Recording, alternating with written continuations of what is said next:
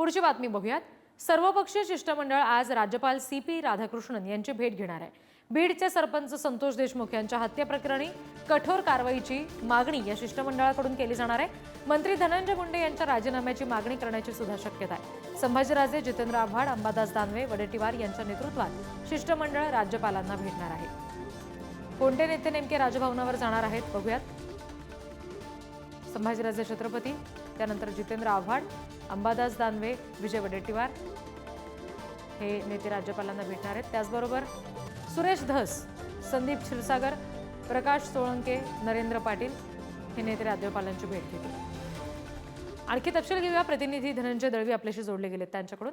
धनंजय, हे सगळं शिष्टमंडळ जेव्हा आज राज्यपालांच्या भेटीला जाईल तेव्हा काय नेमकं निवेदन दिलं जाईल, कुठल्या नेमक्या मागण्या प्रामुख्याने केल्या जातील?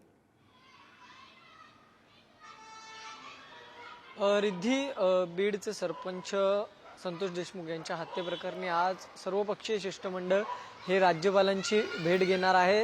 राज्यपाल CP राधाकृष्णन यांची 10:30च्या सुमारास ही भेट होणार आहे। यामध्ये प्रामुख्याने छत्रपती संभाजी महाराज यांच्या सोबत इतर सगळ्या पक्षांचे जे नेते आहेत, आमदार आहेत, हे काही खासदार आहेत, हे आज एकत्रित जाणार आहेत आणि राज्यपालांना भेट घेणार आहे। या सगळ्या संदर्भात चौकशी जी आहे ती निपक्षपाती करण्यात यावी। त्याचबरोबर या सगळ्या संदर्भातला जो तपास आहे तो बीडमधल्या अधिकाऱ्यांनी न करता तो इतर जिल्ह्यातल्या अधिकाऱ्यांनी करावा, अशी एक मागणी या ठिकाणी करण्यात येणार आहे। त्याचबरोबर धनंजय मुंडे यांचा राजीनामा घ्यावा मंत्रिपदाचा, अशी सुद्धा मागणी आज राज्यपालांना केली जाणार आहे। त्याचबरोबर राज्यपालांना या सगळ्या संदर्भातला तपशील जो आहे तो आज या सगळ्या ठिकाणी जो ग्राउंड रिपोर्ट आहे एकंदरीत आपण म्हणू शकतो तो राज्यपालांसमोर मांडण्यात येईल। आतापर्यंत कशा प्रकारचा तपास झालेला आहे तो सुद्धा राज्यपालांसमोर मांडण्यात येईल आणि लवकरात लवकर न्याय देण्याची मागणी जी आहे